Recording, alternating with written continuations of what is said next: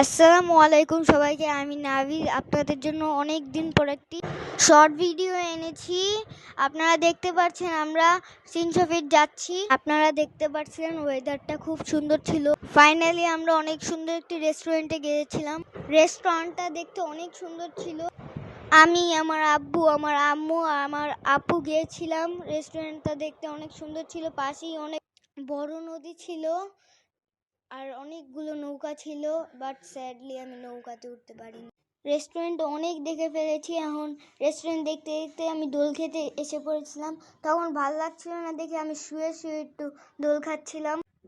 দোল খেতে খেতে আমি টায়ার্ড হয়ে গিয়েছিলাম, এর জন্য ঠান্ডা ঠান্ডা কোল্ড কফি খাচ্ছিলাম। কোল্ড কফিটা অনেক মজা ছিল।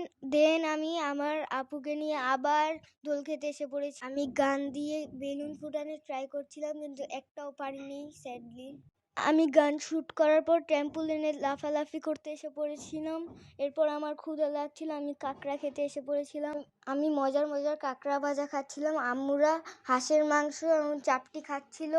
তারপর আমি আইসক্রিম খেতে খেতে বাসায় যাচ্ছিলাম। সারাদিন অনেক বেশি মজা করেছিলাম। আমার ছোট্ট ইউটিউব চ্যানেলের পাশে থাকবেন। আল্লাহ হাফেজ।